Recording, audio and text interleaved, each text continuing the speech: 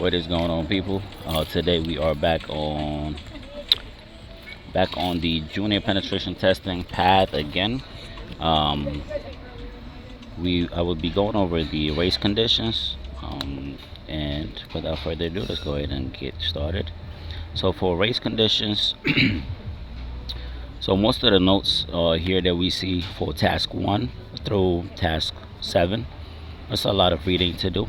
So I probably will not be going through it word to word, but whenever you need to read the notes, you just gotta pause the video and read it at your own pace. But I will be more focusing on answer excuse me, answering the questions and just doing the practical example, because that's the most important thing, because obviously it doesn't make sense for me to go and read it through.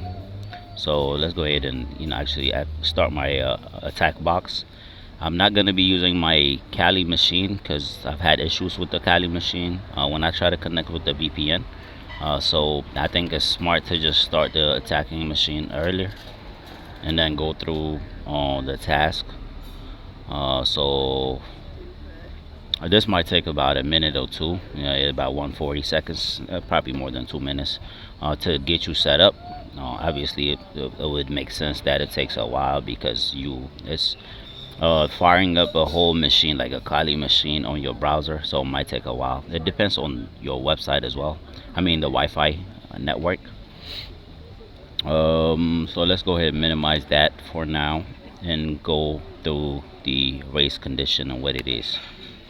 Obviously, you have some prerequisites, how the web works, packets and frames, and Burp Suite, the basics. I already have a video on this. I'll try to link it down below. And I probably will go over the packets and frames and how the web works. I don't think I have these videos, but I will work on that. So let's go ahead and complete this. As soon as you complete that, it feels like you're already done 9%. So it's only like 11 questions in total. So you know what, let me go back and read it, because we got to know what race condition is. Let's say we are tasked with testing the security of an online shopping web application. Many questions pop up. Can we reuse a single $10 gift card to pay for a $100 item? Can we apply the same discount to our shopping cart multiple times? The answer is maybe. If the system is susceptible to a race condition vulnerability, we can do all this and more. So race condition is just using some kind of gift card or $100 item and using it multiple times, or how it was not intended to be used. So for learning objective, we'll know what race condition vulnerability is, and we'll be using Burp Suite, the repeater. So we got to know what multi-threading or multi-threading is. Now in this task, we'll provide a quick overview of the following terms: program, process, thread, and multi-threading. What program is? Program is just a set of instructions to achieve a specific task. So you need to execute the program to accomplish what you want. Unless you execute it, you won't do anything and remains a set of static instructions. So program is just a set of instructions to achieve a specific task. For instance, if you want to learn how to make some kind of coffee right here, and you have an instruction of the new coffee recipes, you have to follow the steps here, the instruction, and this would just be your program. Just program is a set of instruction. And as you can see, they already have a hello world written in Python. This code below dictates the app will listen on port 8080 and respond with a minimal greeting HTML page that says hello world. And what is process? Processes is so one afternoon you decide to try out this new coffee recipe that you have downloaded, which is this, and the process is just the following the instruction and executing it, and so that would just be the process. So if you run the code below, from the server's perspective, the app is servicing clients sequentially. Client requests are processed one at a time. So we use the argument without threads to force it run single thread. So just make sure you are remembering this, or actually adding this to your code when you run it, so it could force it to run single threaded.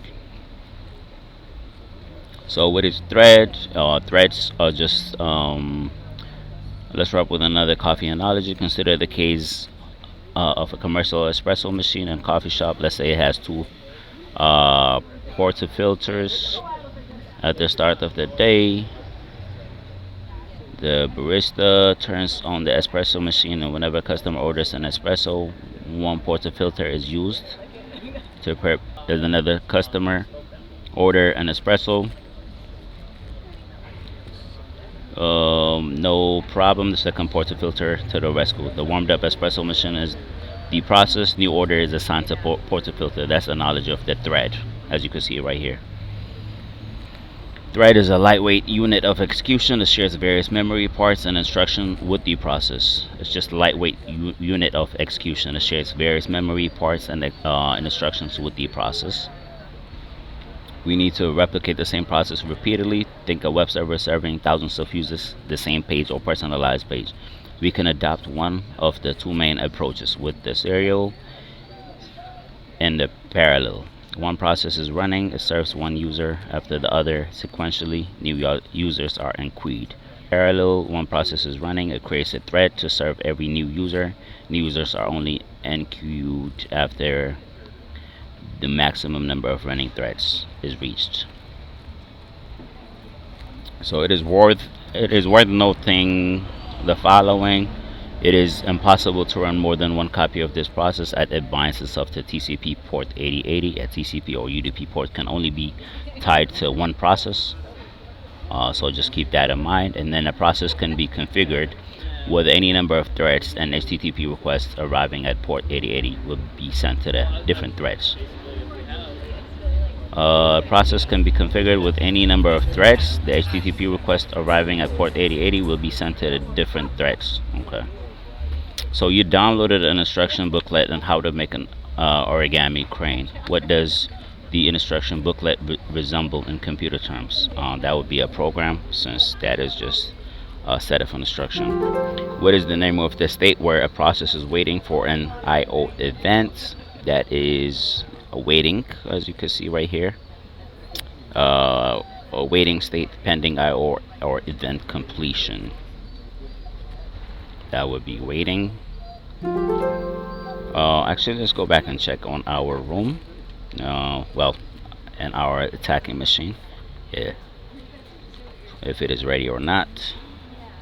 So let's go ahead and actually view in full screen, because we need that full screen view, which is a lot, a better GUI for us to kind of communicate with our machine. And let's go back. We don't need this no more, so let's go ahead and just exit the split view. Do not terminate the machine. If you terminate the machine, I will close this machine here as well. So once you have done so, let's go ahead and task 3. We have the real world analogy, just as an example. Picture the following situation. You call a restaurant to reserve a table for a crucial business lunch. You are familiar with the restaurant and its setup. One particular table, number 17, is your preferred choice, considering it has a nice view and is relatively isolated. You call to make a reservation for table 17. The host confirms it is free, as no reserve tag is placed on it. But at the same time, another customer is talking with another host and making a reservation for the same table. Who really reserved the table? That's a race condition, because both customers are trying to reserve the same table, but they are both talking to a different host, and the table has not have any reserved mark on it. So whoever gets the host to have the reserve table, to the reserve post on the table, will have the table reserved. That's the idea. Why did this happen? This unlucky situation happened because more than one host was taking reservations Furthermore, it took the host a few minutes to fetch the reserve tag and put it on the table after updating the daily reservation book. There is at least 1 minute window for another client to reserve a reserved table. So in our first example, we have a bank account has $100, two threads to try to withdraw money at the same time. One thread checks the balance, sees $100 and withdraws 45. Before thread 1 updates the balance, thread 2 also checks the balance incorrectly, sees $100 and withdraws 35. We cannot be 100% certain in which thread will get to update the remaining balance first. However, let's assume that is thread 1. Thread 1 will set the remaining balance to $55.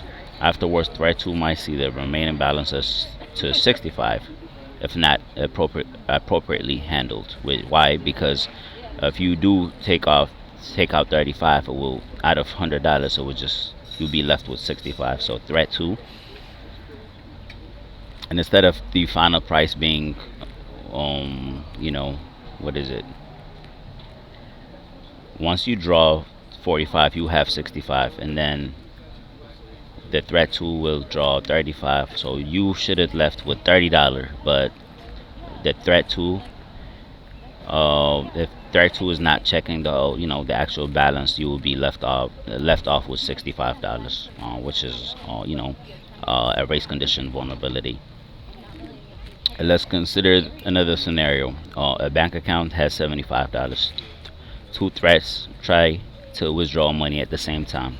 Thread 1 checks the balance, sees 75 and withdraws 50. Before thread 1 updates the balance, thread 2 checks the balance, incorrectly sees 75 and withdraws $50. Thread 2 will proceed with the withdrawal, although such a transaction should have been declined. And that's pretty much it. So you can actually go ahead and copy this code right here. This is just a Python code with two threads simulating a task completion by 10% increments, and you can copy this and then paste it in your machine and then kind of run it a couple of times. Let's go ahead and copy it, as a matter of fact, and run it here. The only issue is you gotta copy when you try to, oh never mind, my bad, when you try to copy and paste these machines, you gotta kind of use this part right here and then copy from here again, and I don't need it anymore. Let's go nano, what's the name again, TC race to 100, race to 100. I'm just gonna name it race to 100, race to 100.py, and you just gotta paste it. Control V. Come on, I just copied it. Okay, that's good. So we go ahead and Control S it to save, Control X to exit. A few cats race. We good. Now let's go ahead and clear that out. Chmod plus X. I don't think I need to do it, to be honest, but it would not hurt. And we're just gonna Python that real quick. Python raise to 100. What? Invalid syntax. That was just working fine earlier.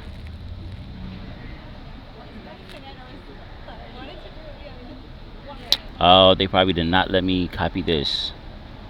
I see why. What?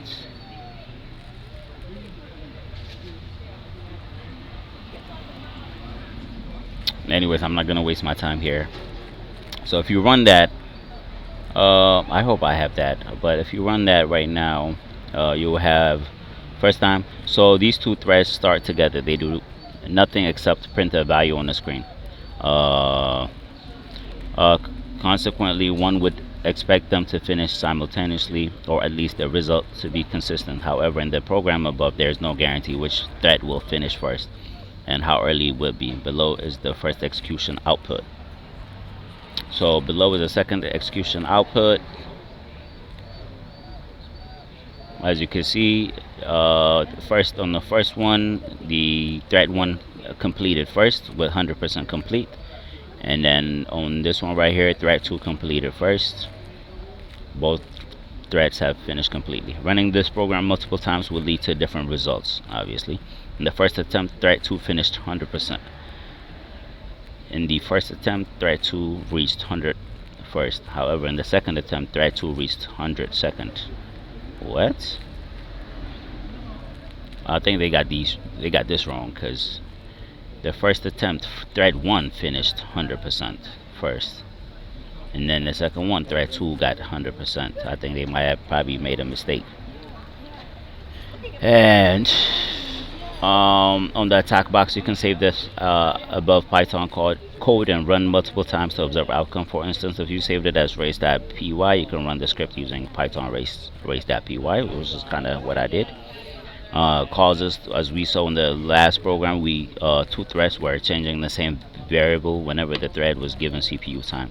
It is rushed to increase x by 1, which is consequently these two threads were racing to increment the same variable. Saying this program shows a straightforward example happening on a single host. So generally speaking, common cause of race condition lies in shared resources. Remember that. For example, when multiple threads concurrently access and modify the same shared data. Example of shared data are database record. Sorry, database record and memory data structure. There are many subtle causes, but we will mention three common ones. We have the parallel execution, database operations, and third-party libraries and services. For the parallel execution, web servers may execute multiple requests in parallel. This dog got it. Shut the hell up. To handle concurrent user interaction of these request access and modify shared resources or application states without proper synchronizations, it can lead to race conditions and unexpected behavior. Database operations, the same thing. Concurrent database operations such as read, modify, write sequences can introduce race conditions. For example, two users attempting to update the same record simultaneously may result in inconsistent data or conflicts. The solution lies in enforcing proper locking mechanisms and transaction isolation. Third-party libraries and services, same thing. Web applications often integrate with third-party libraries, APIs, and other services, and these external components are not designed to handle concurrent access properly. Race conditions may occur when multiple requests or operations interact with them simultaneously. Okay. There's the presented Python script guarantee which thread will reach 100%. No, because the first time it was thread 1, the second one it was thread 2, I believe. In the second execution of Python script, what is the name of the thread that reached 100%? I believe it's thread 1 or thread 2, but I think it's thread 1. And then we have the web application architecture. We have the client server model. The client is the program or application that initiates the request for a service, and then the server is just the program or system that provides these services in response to incoming requests. We have the typical web application, presentation tier, application tier, and data tier. Right here, as you can see, customer using the browser will connect to internet and request something from the web server, and then the web server will communicate with the web application. States, let's visit some of the examples from business logic before diving deeper. Well, we will consider the following example: validating, conducting money transfer, validating coupon codes, and applying discounts.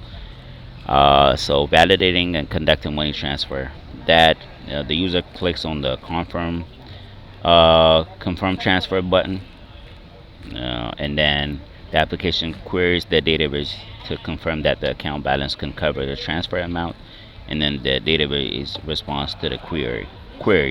If the amount is within the accounts, then the application conducts a transaction. So user clicks on confirm transfer, The application queries the database, and then the database responds to the query. And then if the amount is within the limits, then conduct transaction. If no, display error message. That is 1, 2, 3, 4, 5. An ideal scenario, the code above these to two program states: the amount not sent and amount sent. Right here, as you can see, validating coupon codes and applying discounts. The same thing. You go through it. User applies apply coupon. Uh, Application queries the database. Database responds to query. Coupon valid, no or yes, and then the same thing happens. Two states. Think again. So ideally, let's continue our analysis for applying a discount coupon. Ideally, we expect two states: coupon not applied and coupon applied. However, this is too simplistic to depict real sophisticated scenarios. We can add an intermediary state, checking coupon applicability. If the application is vulnerable, we still have one challenge to overcome: timing. Even in vulnerable applications, this window opportunity is relatively short. Therefore, exploiting is necessitates that our requests reach the server simultaneously. In practice, we aim to get our repeater requests to reach the server only milliseconds apart. That's why we're going to be using Burp Suite, the repeater. How many states did the original state diagram of validating conducting money transfer have? Validating and conducting money transfer has 1, 2, 3, 4, 5 states. And then how many states did the updated state diagram of validating conducting money transfer have? Validating conducting money transfer, the updated one, that is this right here. Validating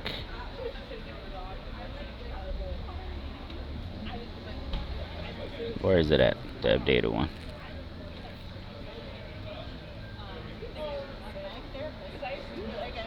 I believe it's 3.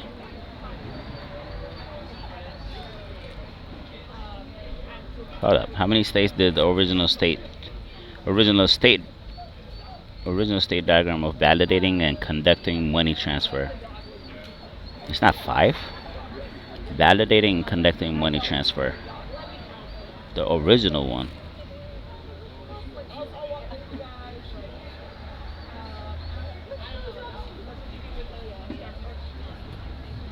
Yeah, this one has 1, 2, 3, 4. And 4, I guess, and then you have no or yes. I thought it would be 5. Would it be 6? Because you have yes or no. What? Bro, it's tripping. It's gotta be 5. How?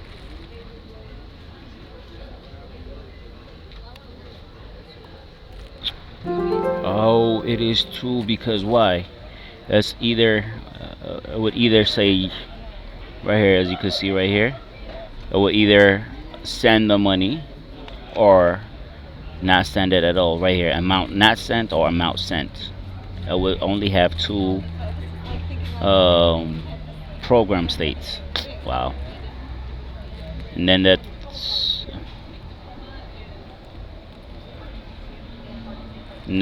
next one will have 3 because you have coupon not applied, coupon applicability, and coupon applied. So you have 3. How many states did the updated state diagram of validating and conducting money transfer have? This is the same thing. It would be 3. And then the final one will have, what's important for a race condition? The final one will have about 5.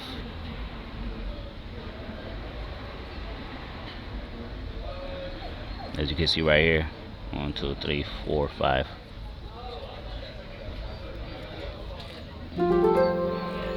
So this we will be exploiting our race condition. This is the most actually, let's start the machine. More hands-on example that we have.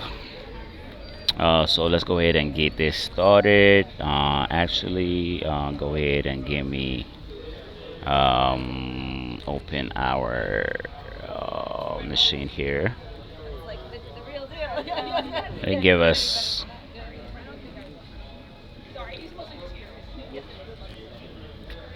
That's good that opens TryHackMe right away. And then I'll create another one, new private window, because we need to actually log into 3 different accounts. Obviously, I'm not about to, log into 3 different accounts. So I'm just gonna start it, and then we definitely need burp suites. Oh, they got the community edition. Oh, I got the community edition too, not the professional. This might take a little while to get the burp suite fired up, and this is definitely gonna take at least a minute or two for our machine, maybe 10 more seconds. But let's go ahead and read it. Click on the start machine, and then once you start the machine, just go browse to this website here. You have the credentials, you have the user 1 and the password, and user 2 and password. This web application belongs to a mobile operator and allows a phone credit transfer. In this demo, we'll check if the system is susceptible to a race condition vulnerability and try to exploit it by transferring more credit than we have in our account. First, we need to explore and study how the target web application received HTTP requests and how it responds to them.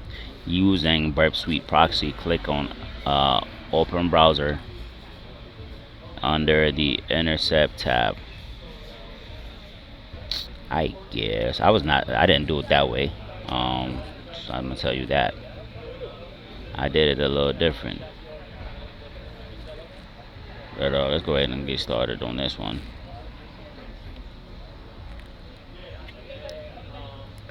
I'm not sure why Burp Suite is taking a while when it comes to this part right here. I'm gonna have to just fire up my own Kali machine. I was actually not. I was trying to avoid that. But let's go ahead and get our machine started. I guess I have to cut this video. What's going on? Why my password ain't working? I might have to cut this one. Let's go ahead and fconfig it. It does work. So you don't need this. You don't need this. You don't need this. You don't need this. I was on even this right here. You don't need this.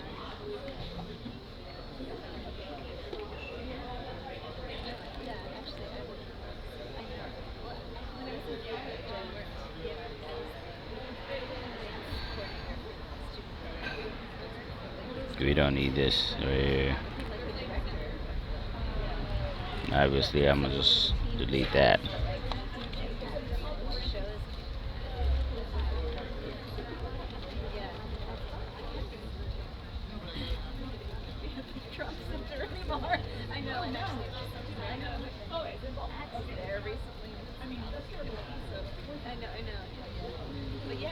Anything with IP address, I do not like it, so I'm just gonna delete it. What the hell is this? I'm gonna have to delete this.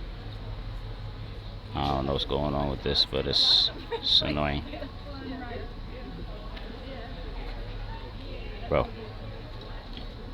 Anyways, let me go ahead and get started here. Okay, we have our Burp Suite set up. So let's check our proxy. Proxy wise, we are not connected. We can open our browser. Come on. I don't need it.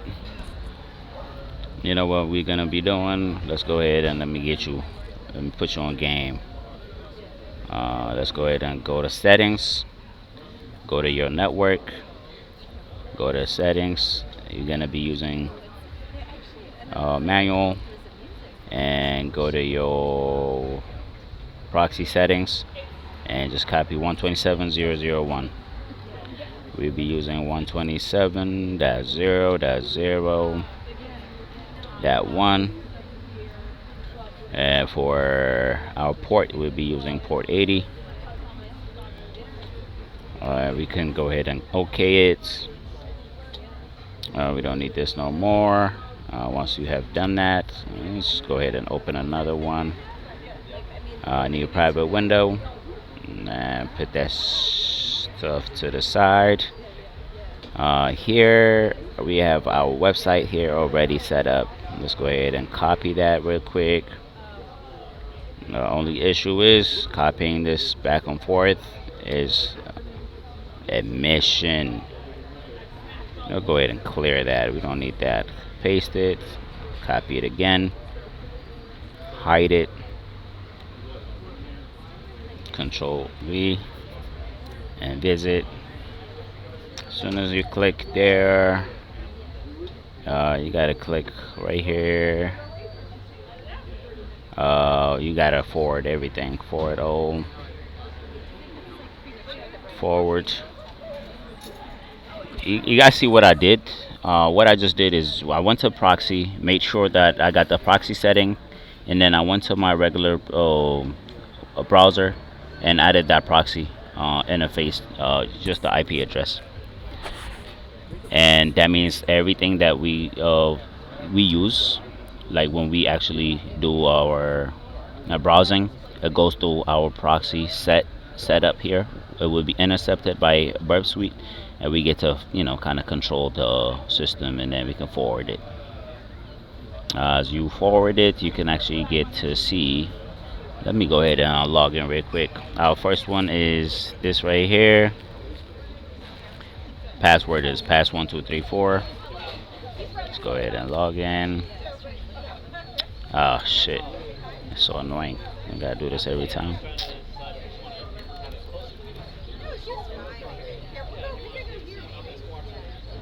I was better off just writing that, honestly. Why can't I? Pass1234. Log in. As soon as you log in, come on now. Forward all. Forward. Okay, we are logged in. We have $5. So good. It's not gonna be the case no more. We're gonna make some money, guys. Let's go ahead and copy that again. Control C, Control V it.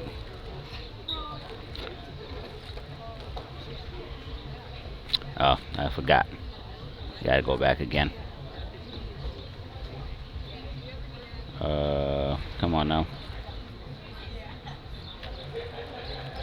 I need my Burp Suite back. You gotta forward it, cause obviously. How we doing tonight?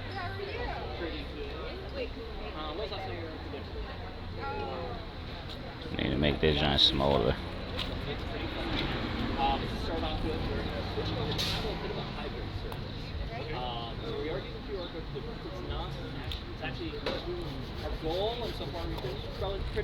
Alright. And our second one, we have user tool. Yeah, copy that again. Go to your setting and paste it here. And then copy it here again. It just does not make sense at all, but it is what it is. Pass 1, 2, 3, 4. Yes. And you just gotta go to your proxy. So now we have both two accounts. First account we have $5. Second one we have $7. And this is different because I opened it as new private window, so they're not in the same, they're not sharing the same cookies. That's why I'm able to log in to two different accounts here. You can see the user ending at 1337 and 1111. So what's the question? This is all just to get the I guess. Alright. So they want us to transfer money. That's what they want us to do. I'm just gonna follow it. First, we need to explore and study how target web application receives HTTP requests and how it responds to them using. Burp Suite proxy. Click open browser under the intercept. I already done that. Tools allow browsers to run. Log in either of the account. Click pay and recharge button. Let's make credit transfer. Click the transfer button and enter the mobile number of the other account and log along with the amount you want to transfer. You can transfer an amount that exceeds your you can transfer an amount that exceeds your current balance in a small amount, such as $1, to see how the system responds in each case. Let's go ahead and post a post request. The detail shows the target phone number and transfer amount of $1.50. And as you can see right here, so let's go ahead and start and do that. So we can go ahead and pay and recharge.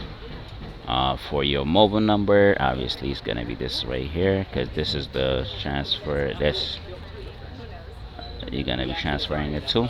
So you can control V it here, control V it again, and the amount $1.50. As you transfer it, you have it here. You can just, as you can see, the method is a post method. You can forward it. As you forward it, forward everything that you get, and you should get a transaction successful. If you go back to your HTTP history, go all the way down to the last post request, the post method here. You can actually go ahead and send that to your repeater. Go to your repeater, and you get to see. Let me actually make it a little bigger. You kind of get to see. Oh shit. Alrighty. You get to see the request here with the cookie session and the amount requested for $1.50. Alrighty. Now that we have seen how the system reacts to valid and invalid requests, let's see if we can exploit a race condition. Right click on the post request, and you want to duplicate and choose send it to repeater, which we just did. And once you send it to repeater, click plus icon next to receive request tab and select create tab group. So let's go ahead and do that. So we are on our burp suite. We already have it in our repeater. Let's go ahead and click, and then they say create tab group, and then you can name it as anything, and then make sure we click on add tabs to group. We adding this tab 1 right here to our group. You can choose a color. I'm just gonna use red for now. Once you have done so, you can go back and what they want us to do. So, and then you can duplicate the tab, and you can duplicate it 20 times, and then we will exploit the target application by sending the duplicated request using the built-in options in burp suite repeater. The drop down arrow offer the following choices. We have the single connection and the separate connection, and send group in parallel. Sending request group in sequence, send group in sequence, single connection, and then send group in sequence separate connection, and send group in sequence over single connection. So actually, let me go ahead and create our group. Let's duplicate the tab, duplicate it 20 times, and once you have it 20 times, now we have the same type of the same tab 20 times. Then you can actually get to send this request, all these 20 requests at once, like at the same time. And our options here, we can send it, send group in sequence per single connection. We can send group in sequence separate connection, or send group in parallel. Okay, let's kind of understand what it means. Send group in sequence over a single connection. This option establishes a single connection to the server and sends all the requests in the groups tabs before closing the connection. This can be useful for testing potential client-side desync vulnerabilities. I'm gonna have to create another room about what this is again. Send group in sequence over separate conditions. As the name suggests, this option establishes a TCP connection, sends a request from the group, and closes the TCP connection before repeating the process of the subsequent request. We tested this option to attack the web application. The screenshot below shows 21 TCP connection for the different post requests in the group we sent. That's what they did. We're not gonna do it again. The first group labeled one here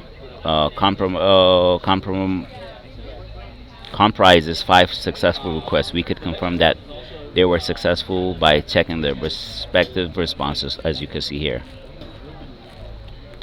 It took about 3 seconds as indicated by the duration labeled here. In the second group, labeled 2, which is this part right here, shows 16 denied requests. The duration was around 4 milliseconds. It's interesting to check their relative start time as well. The screenshot below shows the whole TCP connection for a request. We can confirm that post request was sent in a single packet, as you can see right here. Send request group in parallel. Choosing to send groups requests in parallel would trigger the repeater to send all requests in group at once. In this case, we notice the following as shown in the screenshot below. As you can see, we have 21 packets, and all of them took about 3.21 milliseconds for the duration.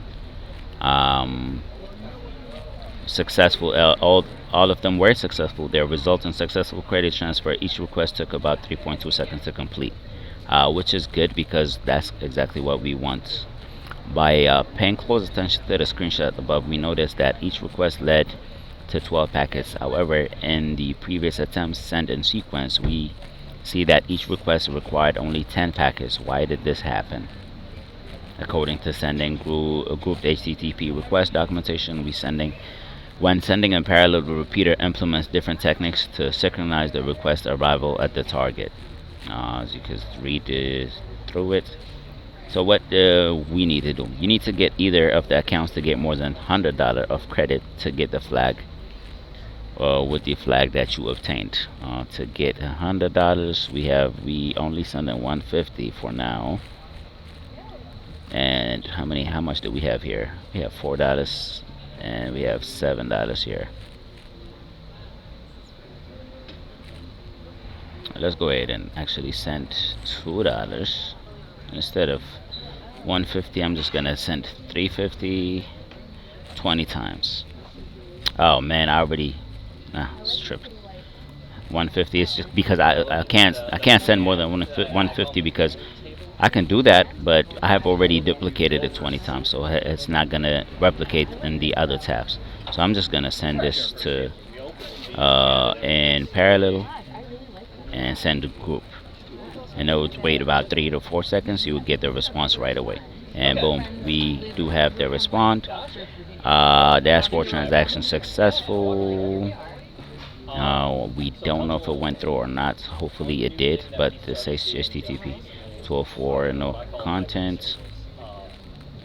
Do I need to target proxy? Do I need to proxy? I don't know if I need to intercept. I don't think I need to intercept, but send it again actually.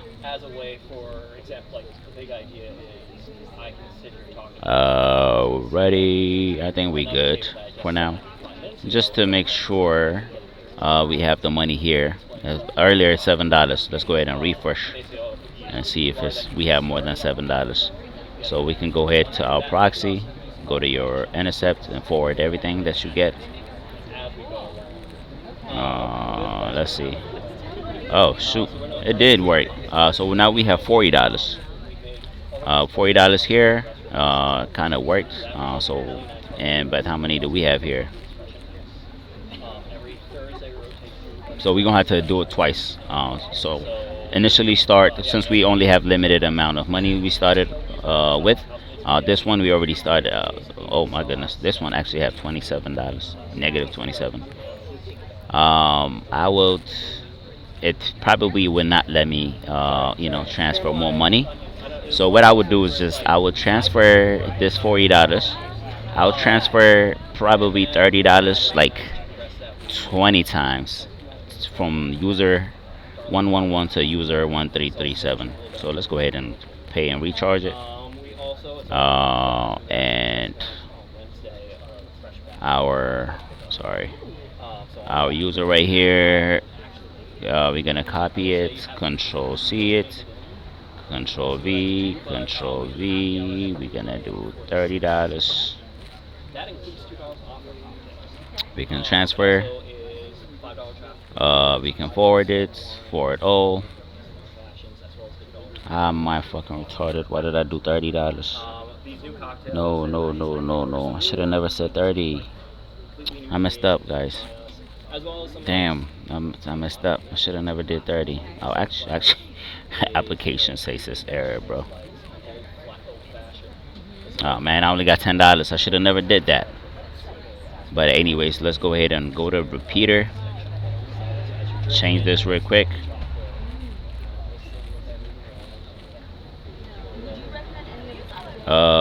Let's go ahead and close all the tabs again because we don't need them. Let's go to your target proxy, HTTP history. Go all the way down until you get that post request where I was transferring money. Here did it work or not? No, not this one. I guess I want the other one. I want the other post request. Post request here 204, which is not good.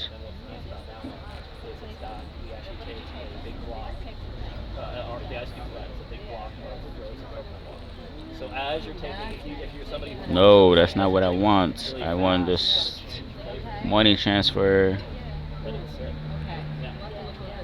Why the hell this shit ain't working? Sorry, man.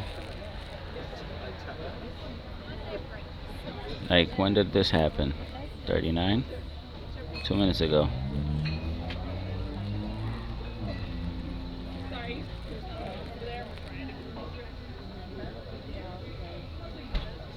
I'm in my HTTP history, right? Yeah.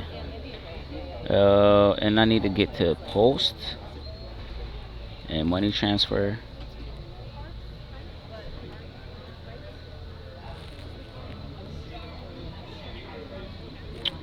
Alright, it's not working for me. Let me go ahead and go intercept it again. Let's go to home real quick. Come on. I wish they had that. Pay and recharge. Control V it. Control V. $1. See how it says post request? It's supposed to have a post request.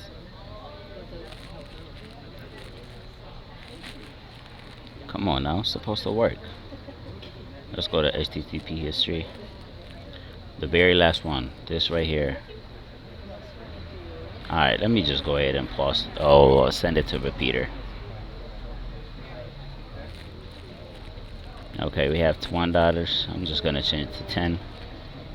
I don't think I have $10 though. We only have $9, so we're just gonna do 9 for it to go through. And I'm gonna go ahead and create group 2, add the tab 22 because it's the name of the tab. It's not like literally adding 22 tabs. Let's go ahead and change it. Create. We can duplicate the tab. Let's do it 20 times. 20 times 9 is what? Almost 200. We can duplicate it 20 times. And we can send it in parallel. And we can just send it. And let's just hope it works. Time out. 204, no content. I don't know if it worked or not. So we can go ahead and refresh. And go back to our proxy. Intercept. Forward everything. And then see hope. And we have more than $100 here. Yes, we got $192. We have TryHackMe phone race. That is the name, I mean the flag. TryHackMe phone race. Damn, that took a while. All right, we have the detection and Mitigation for detection. Detecting a race condition from the business owner's perspective can be challenging. If a few users redeemed the same gift card multiple times, it would most likely go unnoticed unless the logs are actively checked for certain behaviors. So, considering that race conditions can be used to exploit even more subtle vulnerabilities, it is clear that we need the help of penetration testers and bug bounty hunters to try to discover such vulnerabilities and report their findings. Pen testers must understand how the system behaves under normal conditions when enforced controls are enforced. The controls can be use once, vote once, rate once, limit to balance, and limit to one every 5 minutes, among others. The next step would be try to circumvent this limit by exploiting race conditions. Figuring out different system states can help us make educated guesses about the time windows where a race condition can be exploited. Tools such as burp sweep repeater can be great starting point. I mean, that's to detect it. How about mitigate it? To mitigate that, we will list a few mitigation techniques. One is the synchronization mechanism. Modern programming languages provide synchronization mechanisms like locks. Only one thread can acquire the lock at a time, preventing others from accessing the shared resource until it's released. The other one, atomic operation.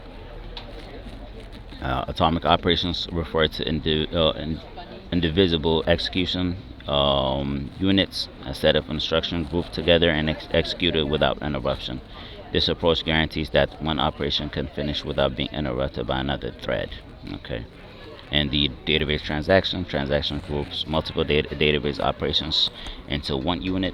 Consequently, all operations within the transactions either succeeded as a group or fail as a group. This approach ensures data consistency and prevents race conditions from multiple processes. I mean, I get the idea, but I actually need some kind of like, real world like examples and scenarios how we could actually use this, or maybe I need to actually look into these and see how it works. So I'm just gonna do it at my own pace. I like at my own time. So we pretty much done. Actually, not even. We have the last one here. How long it's been? 55 minutes. God damn. This room introduced race condition and various situations leading to such vulnerability, system complexity, and geographical. Oh, have I terminate? I gotta terminate this right here first, and then start this machine. So make sure you terminate the first machine first, and then start this machine. This is probably gonna take about a minute or two to fire up. Once you have done so, this room introduced the race condition. Da, da, da, da, da. So the first thing what we want to do is click on the start machine button on the right to start the task VM. Click on the start attack box. We have roster count. We have with the username 4621 Blue Apple. This web application belongs to a bank and allows clients to transfer online money. You need to get one of the accounts to amass more than $1,000. That's when you will be getting the account, the flag. So the first thing what we will be doing is just transferring money from this account to this account. And once you have some money from this account, you can transfer from this account to this account here. And let's just hope we have the machine fired up. 5 more seconds. Come on now. Ready? I bet we got this. Let's go ahead and copy this real quick. I am starving. So once we have that, actually we don't need this anymore. We don't need this anymore. And we're just gonna copy it here. Control V it. What? Control C it. Let's go ahead and hide that. Control C it again. Come on now. Oh, Control V. What the hell am I doing? No. I'm tired of this. Let me turn this intercept off. You don't need that shit right now. Ugh. Come on. Alright. What's our password? The first one is 4621 Blue Apple. 4621 Blue Apple. What? Blue Apple. Let's go ahead and save it because we have $100. That's what we start with. And the second one is Zavodny 6282 White Horse. 6282 White Horse. White, and we have $100. We both got $100. Let's go ahead and transfer. Before transferring, let's go ahead and to repeater. We don't need this anymore. We can close it. Let's name this to 1. So let's go back to proxy. Let's go ahead and intercept on, and we transfer it to our account as Zavodny, some Russian name.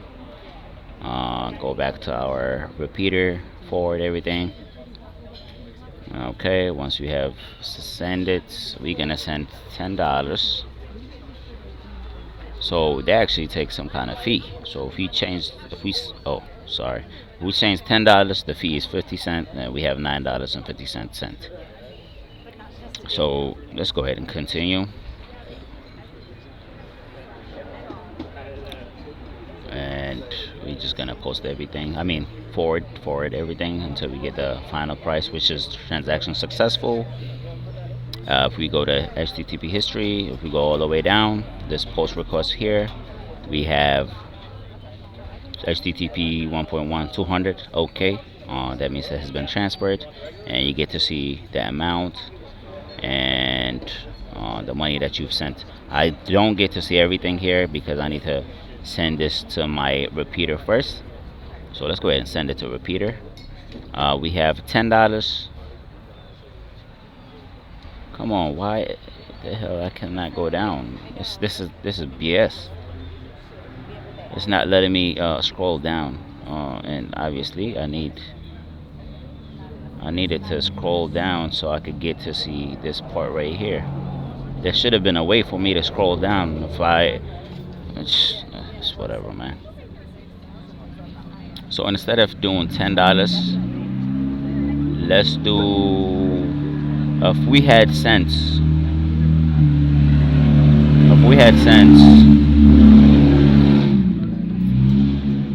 matter of fact, let's go ahead and proxy intercept off. If we had sent, back to dashboard, for Zavonda, if we had sent $80, we would have had $4 for this fee, and we would have had 76. So let's keep that in mind. Let's go to repeater.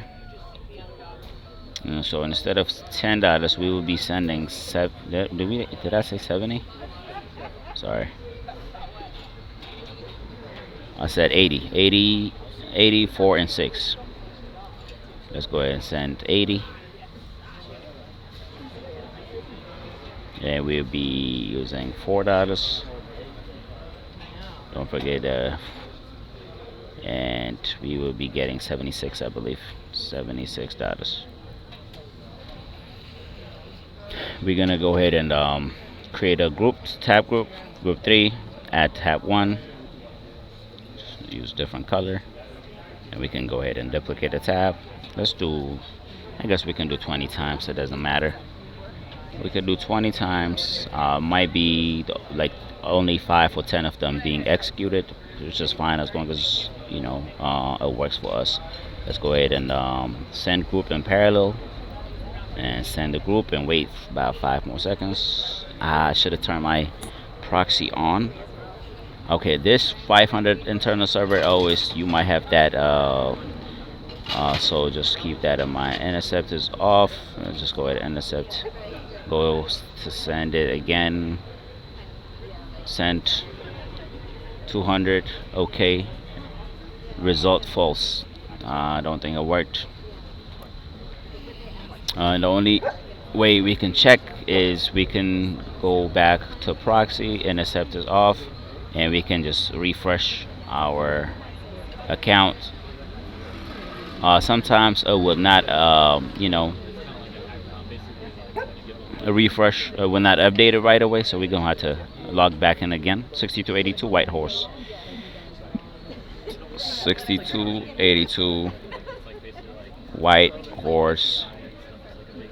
Okay, actually it worked. We have managed to send $413. What does that mean? That means when we sent $80, with $4 a fee, we he this person should have gotten $76, and he already had $100 initially. So 100 plus 76, 176 plus 76 plus. So only three of the transactions, or the request is executed. The other 17 of them, because I've sent 20 requests, the other 17 has been dropped. But still, initially we started with $100. Now we ended up with $413. If we continue to our dashboard here, we still have $90, which is false, because if we just exit out and sign in again, you will have that $10 instead of 90, because we sent that 70, we sent that 80 earlier. So now that we have for Zavondi $413, now it's a lot easier for us to send, like, more money. So instead of and the more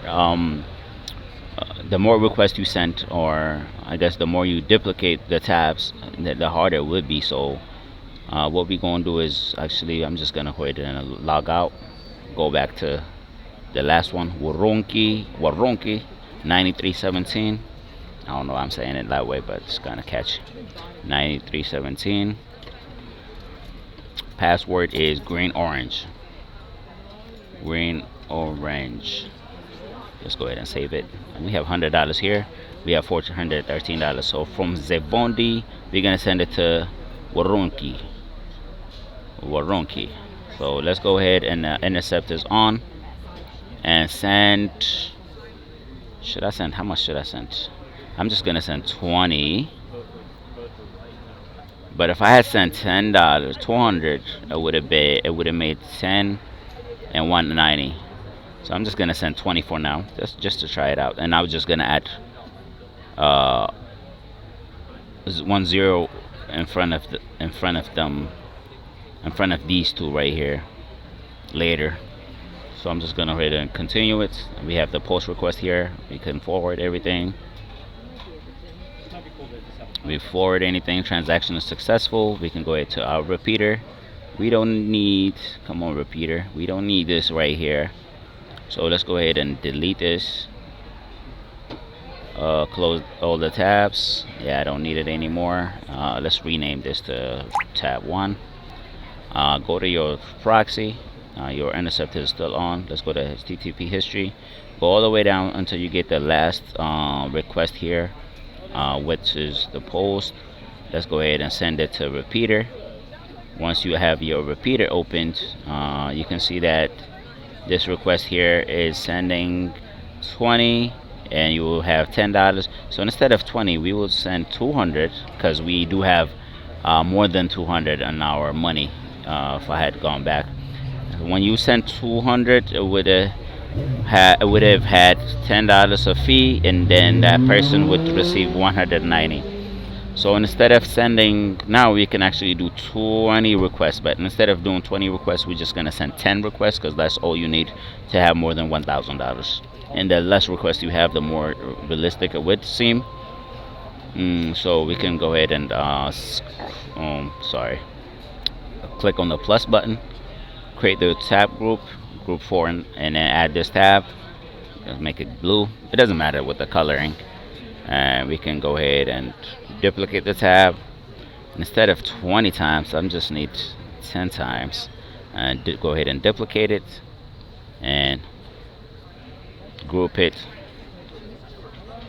And let's go ahead and send the group. And hope it will be sent. And we'll have 200. Okay. This shit right here keeps happening. I keep getting the 500 internet server error. You just gotta keep on doing it until you get the 200. so don't really worry about the response. Okay, yes, we got it, 200, and it says okay. So that definitely went through. So if you do get the error message, just don't keep on doing it, because it's some kind of internal server error message that you will be getting. So don't really worry about that. So to try that one, we can go back to our proxy and turn the intercept off and refresh one more time. This person right here will have less money. We just worried. You see how it gets the error message with the remote server error message. I'm just gonna keep on doing it. Um, it's not the updated price, obviously, because we need to log out and log back in again. But we're not really worried about this account. We worried about this account right here, which is the Warunki.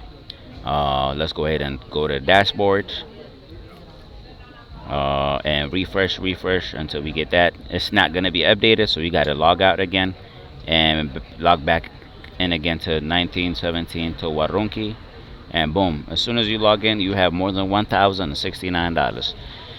And your, man, this is a lot of work. And your flag would be TryHackMe Bank red flag.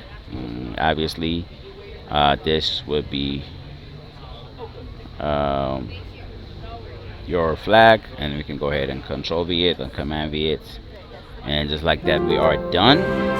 It did take a lot of work. It took more than an hour, honestly. It's just you gotta understand the idea and then just do the more hands-on work. Might seem a little complicated in the way I did it, because the intercept, the open browser was not working through the burp suite, so I had to just open my own browser. Once I opened it, I went and went to my setting, and I went to my network and opened the network, and then I added this right here. I added manual proxy configuration. I added this number here. I got this number from my proxy setting here, as you can see, and then you just add 27001, and then you just add the 8080 for your obviously your port number. And once you okay it, any traffic that you go through your Firefox will be intercepted by your proxy, and you can always control it by intercepting it on and off. Just toggle this around. That's why it is working. It took a lot of back and forth, but I hope this helps. If you do have any questions, just leave it at the comments, and I will try to reply back or make another video with that. But with that being said, thank you so much. Later, guys.